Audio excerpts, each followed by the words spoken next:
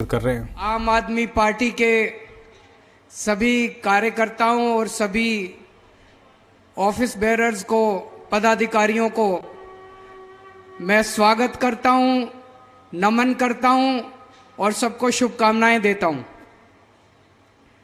दोस्तों, अभी 2 महीने पहले मिले थे हम लोग, जब हमने हरियाणा के कोने कोने से आए हुए 1100 पदाधिकारियों को शपथ दिलाई थी। 2 महीने के अंदर आज 11,000 10 गुना पदाधिकारियों को शपथ दिलाई जा रही है। इसमें 6,237 गांव और 1,617 वार्ड, लगभग 7,800 यूनिट हो गए। हर गांव और हर वार्ड से आज एक एक पदाधिकारी आया है। तो आप सोच सकते हो, आम आदमी पार्टी का संगठन हरियाणा के हर गांव में पहुंच चुका है और हर वार्ड में पहुंच चुका है।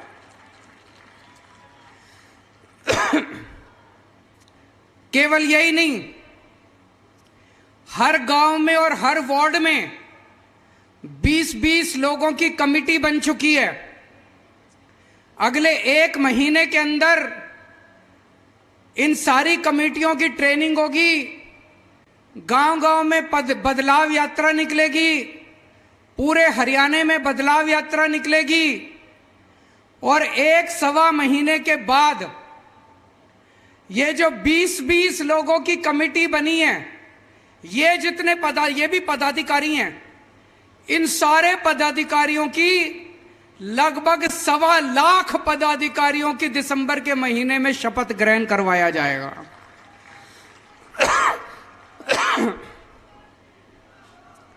जिस पार्टी के इतने पदाधिकारी हों, क्या उस पार्टी को कोई हरा सकता है? आज मैं भाई साहब चैलेंज के साथ कह सकता हूं, कांग्रेस के पास भी इतना बड़ा संगठन नहीं है जितना आज आम आदमी पार्टी के पास है।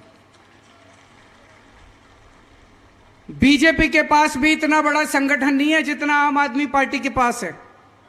इतना बड़ा तो छोड़ो, मुझे लगता है इसका 10वां हिस्सा भी नहीं है उनके पास जितना आज आम आदमी पार्टी का संगठन तैयार हो चुका है। और संगठन हवा में नहीं बनता, संगठन में हड्डी होती है, खून होता है। संगठन तब बनता है जब लोगों को उस संगठन से, उस पार्टी से उम्मीद होती है। आज अगर कांग्रेसी या आज अगर भाजपा वाले गांव-गांव में जाएं और कहें हम संगठन बनाना चाहते हैं, जुड़ो हमारे साथ, कोई नहीं जुड़ने वाला। आज जब आम आदमी पार्टी का कार्यकर्ता घर घर में जाता है तो हर घर का बच्चा कहता है मैं भी जुड़ूंगा, मैं भी जुड़ूंगा, मैं भी जुड़ूंगा। क्यों? आम आदमी पार्टी से उम्मीद है लोगों को। मैं डॉक्टर संदीप पाठक से बात कर रहा था। डॉक्टर संदीप पाठक हमारे पार्टी के राष्ट्रीय संगठन महामंत्री हैं और जिस तरह से वो जमीन पे काम करते हैं संगठन बनाने का, ये भी एक कला है संगठन बनाना। तो मैं उनसे पूछ रहा था हरियाणा का क्या माहौल है।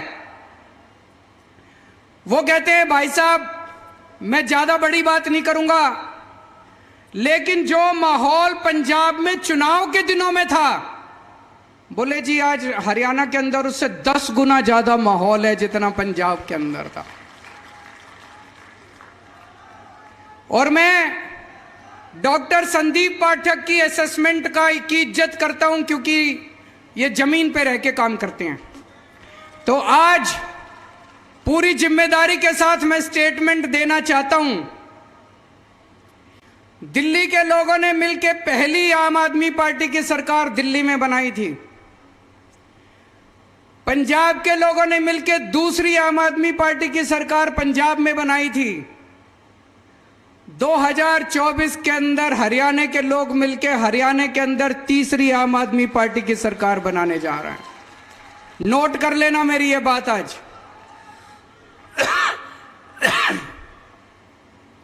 हमारी पार्टी छोटी सी पार्टी है, अभी बनी है, 11 साल हुए हैं। 11 साल कुछ भी नहीं होते। 11 साल तो भाई साहब, कितने लोगों से मैं मिलता हूं, एक एमएलए बनने के अंदर चप्पल घिस जाती है, जूते घिस जाते हैं, पूरी जिंदगी बीत जाती है, तब बड़ी मुश्किल से कोई एमएलए बनता है। ये तो पुराने जमाने में, पुराने जन्म में कोई पुण्य किए होंगे हम लोगों ने, कि 11 साल के अंदर इस देश के लोगों ने इतनी प्यार दिया, इतना विश्वास किया, इतनी मोहब्बत दी हम लोगों को। मात्र 11 साल में इस छोटी सी पार्टी की 2 राज्यों के अंदर सरकार बन गई। गुजरात में 5 एमएलए आ गए, गोवा में 2 एमएलए आ गए, राज्यसभा में 10 एमपी आ गए, लोकसभा में 1 एमपी आ गया और राष्ट्रीय पार्टी का दर्जा मिल गया। ये छोटी पार्टी नहीं, छोटी बात नहीं।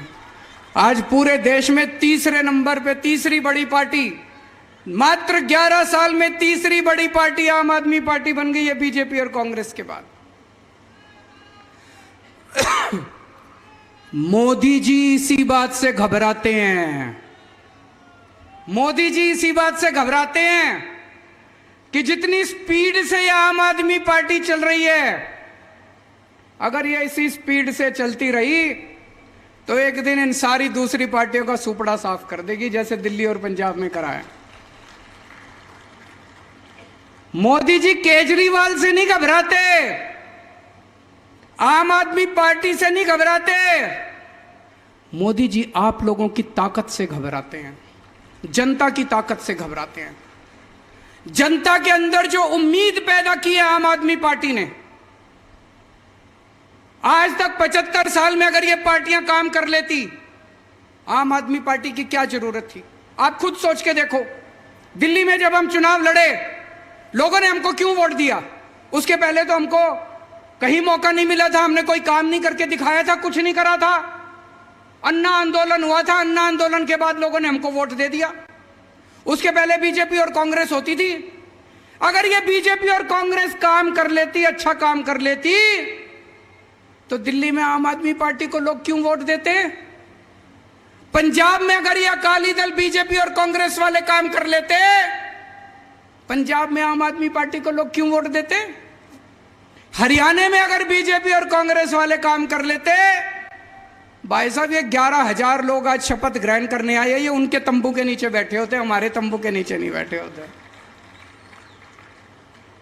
तो ये आप लोगों की ताकत से घबराते हैं, जो जनता के अंदर उम्मीद पैदा की आम आदमी पार्टी ने। आपके बच्चों की बात करते हैं हम, आपके परिवार की बात करते हैं, आपके दुख दर्द की बात करते हैं।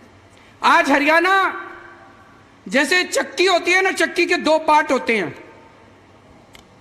ऐसे ही इन 2 पार्टियों के पार्ट के अंदर हरियाणा पिस रहा है, बुरी तरह से पिस रहा है, दोनों पार्टियों के बीच में।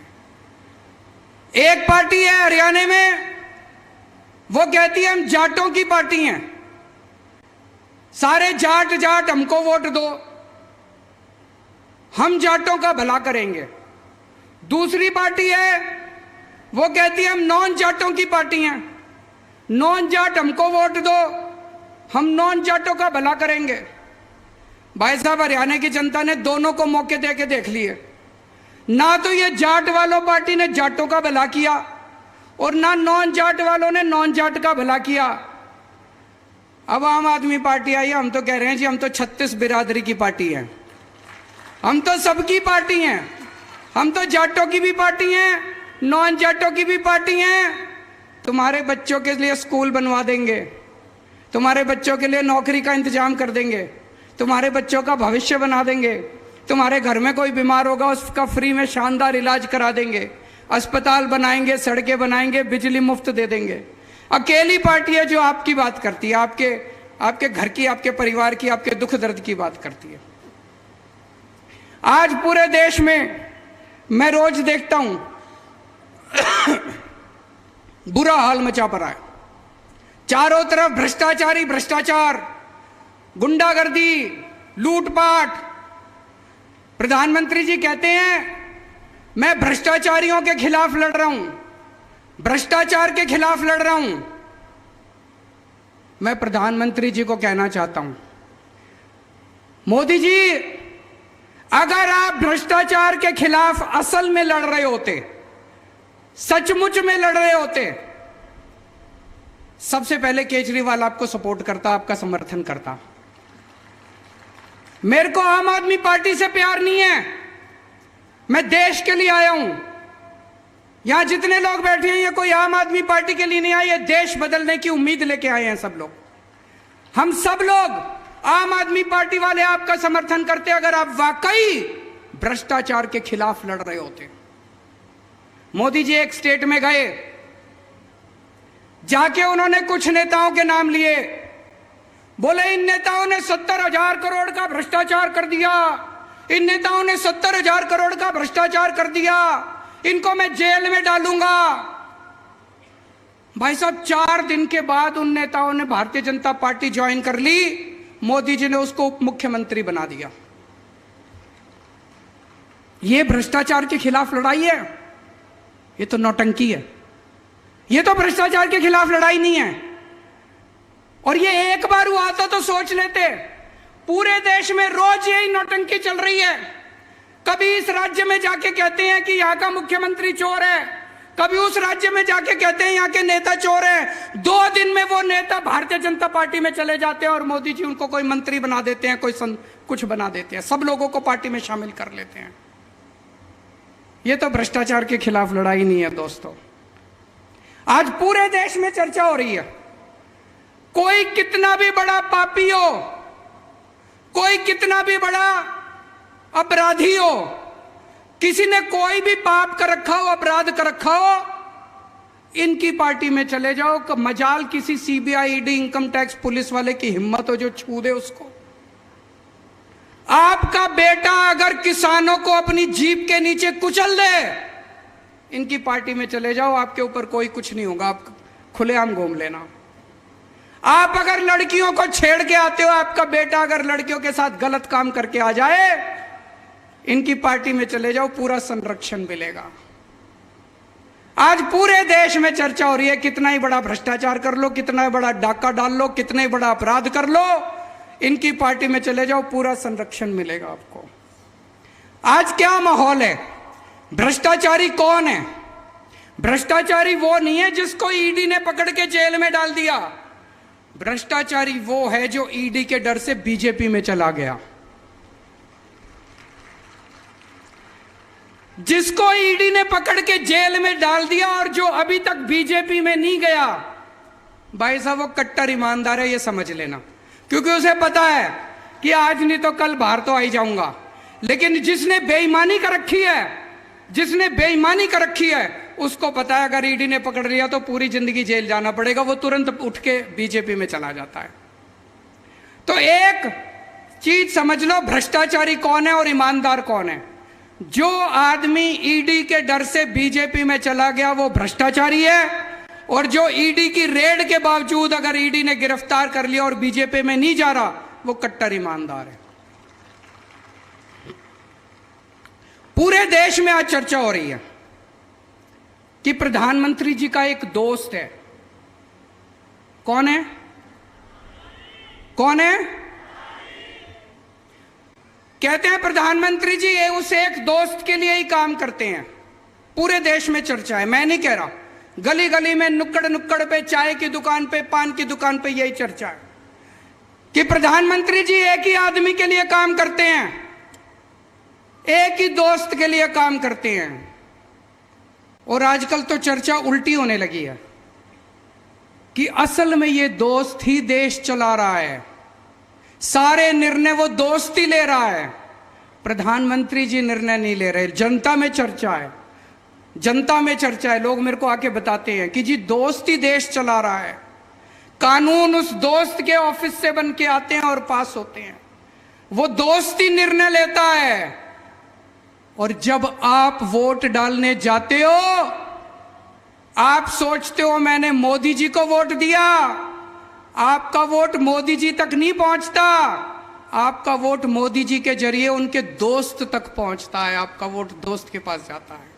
जब आप वोट डालने जाओ तो ये समझ लेना, ये स्थिति बेहद खतरनाक है कि अगर कोई एक दोस्त देश चला रहा है, तो ये स्थिति बड़ी खतरनाक है। ये लोग कह रहे हैं हम केजरीवाल को गिरफ्तार करेंगे। मैं उनको कहना चाहता हूं, मेरे को तो गिरफ्तार कर लोगे, मेरी आवाज को कैसे दबाओगे, मेरी आवाज को कैसे रोकोगे? आप मुझे गिरफ्तार कर लो, मोदी जी मेरे को गोली मार दो, केजरीवाल मर जाएगा, लेकिन आपके नींद के अंदर भी आपको मेरी आवाज सुनाई देगी, आपके कानों में मेरी आवाज गूंजेगी। मरने के बाद भी मेरी आवाज आपको चैन से सोने नहीं देगी। मोदी जी, अंग्रेजों ने भी यही सोचा था। भगत सिंह अंग्रेजों के खिलाफ खूब बगावत किया करते थे। अंग्रेजों ने सोचा इसको जेल में डाल दो, उन्होंने भगत सिंह को जेल में डाल दिया। जैसे ही जेल में डाला, घर घर के अंदर भगत सिंह की आवाज पहुंच गई दोस्तों। फिर उन्होंने सोचा भगत सिंह को फांसी दे दो, भगत सिंह को फांसी दे दी। भगत सिंह के विचार और भगत सिंह की आवाज आज 100 साल के बाद भी इस देश के कोने कोने में गूंज रही है। मैं मोदी जी से पूछना चाहता हूं, मेरे को गिरफ्तार तो कर लोगे, मेरी आवाज को कैसे रोकोगे? मेरे विचारों को कैसे रोकोगे? मेरी सोच को कैसे रोकोगे? मैं उनको कहना चाहता हूं, मेरे को फांसी तो दे दोगे, गोली तो मार दोगे। कहते मोदी जी के खिलाफ बहुत बोलते हो तुम, प्रधानमंत्री के खिलाफ बहुत बोलते हो तुम। तो आज मैं एक पेशकश करना चाहता हूं प्रधानमंत्री जी को। प्रधानमंत्री जी, मैं आपका समर्थन करूंगा, पूरी आम आदमी पार्टी आपका समर्थन करेगी। आप ये एक दोस्त की वो क्या कहते हैं, नौकरी करना बंद कर दो, दोस्त की दोस्ती छोड़ दो।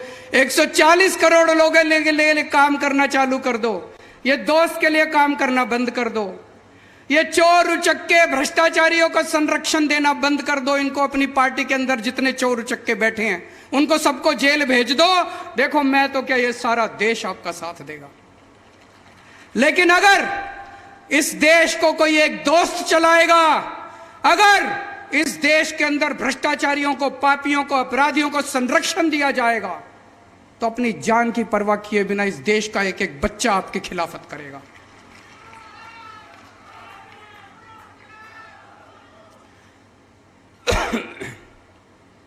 आज इन्होंने क्या सिस्टम बना रखा है? इनका सिस्टम यह नहीं है कि भ्रष्टाचारियों को पकड़ना है, ये चुन चुन के देखते हैं कौन प्रधानमंत्री जी के खिलाफ बोल रहा है। लिस्ट बना लेते हैं, जो जो प्रधानमंत्री के खिलाफ बोलता है उसके खिलाफ कुछ ढूंढो। फिर सीबीआई को फोन जाता है, इसके संजय सिंह के खिलाफ ढूंढो। संजय सिंह का क्या कसूर था? संजय सिंह का कसूर था कि संजय सिंह ने संसद के अंदर प्रधानमंत्री जी के खिलाफ आवाज उठाई थी।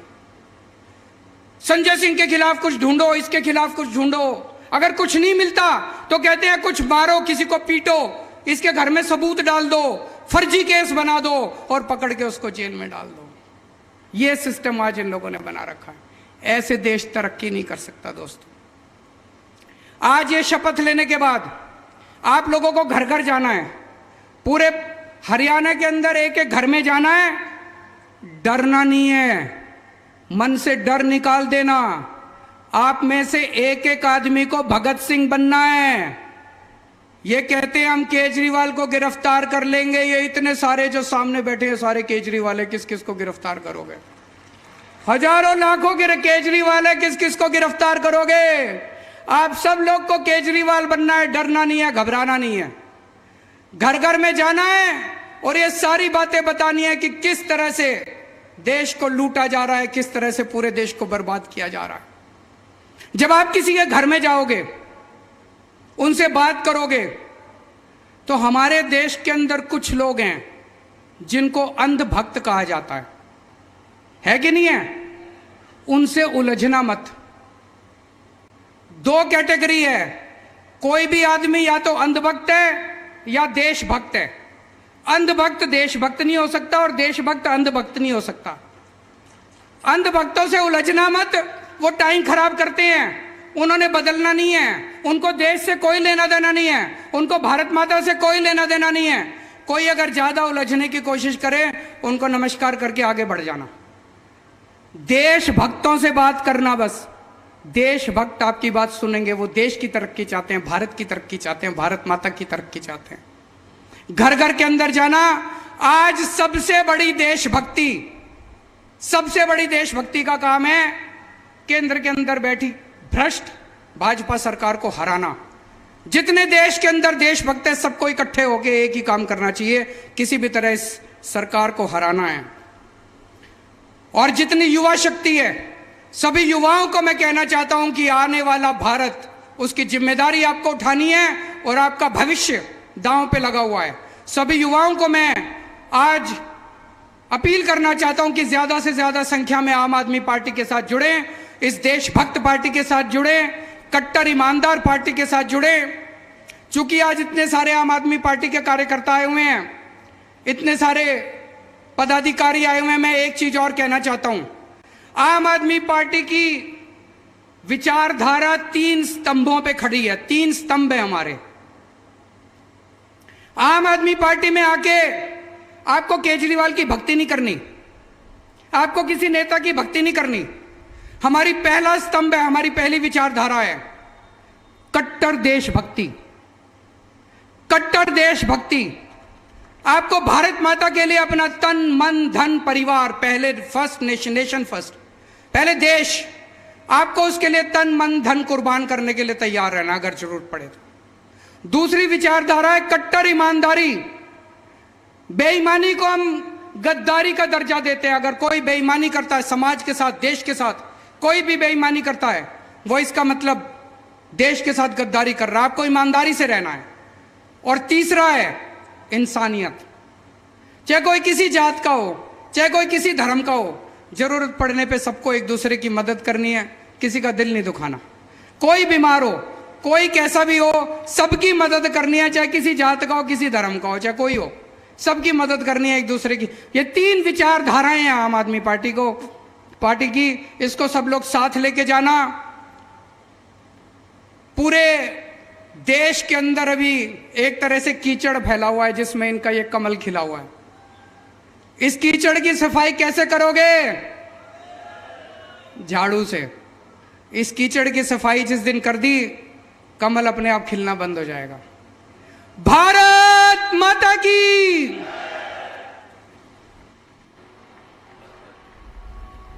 हार्दिक धन्यवाद श्री अरविंद। तो आप सुन रहे थे दिल्ली के मुख्यमंत्री अरविंद केजरीवाल को, जो कि इस वक्त हरियाणा के हिसार में मौजूद है और वहां पर जनसभा को संबोधित कर रहे थे। और जनसभा को संबोधित करते हुए मुख्यमंत्री अरविंद केजरीवाल ने बीजेपी को आड़े हाथों लिया और प्रधानमंत्री मोदी पर जमकर निशाना साधा और कहा कि इस देश को प्रधानमंत्री मोदी नहीं बल्कि उनके एक दोस्त चला रहे हैं और जो भी उनके खिलाफ बोलता है उन पर वो ईडी की कार्रवाई करवाते हैं। ईडी की कार्रवाई पर भी उन्होंने जमकर बोला, संजय सिंह का नाम यहाँ पर लिया और साथ ही साथ ये कहा कि मैं डरने वाला नहीं हूँ, क्योंकि जो भी ईडी की उनके खिलाफ बोलता है तो उन पर वो ईडी की कार्रवाई करवाना शुरू कर देते हैं। उसके बाद अगर वो लोग बीजेपी में शामिल हो जाते हैं तो उनके ऊपर किसी भी तरह की कोई कार्रवाई नहीं करवाई जाती है। और जो लोग डरेंगे, जो बेईमान होंगे, वो बीजेपी में जाके शामिल होंगे, लेकिन जो डरेंगे नहीं और ईमानदार होंगे वो ईडी का भी सामना करेंगे। तो यहाँ पर अरविंद केजरीवाल हिस्सा रोहतक के मंच पर जमकर बरसते हुए नजर आए। रोहतक से मुख्यमंत्री अरविंद केजरीवाल ने हरियाणा वासियों को संबोधित किया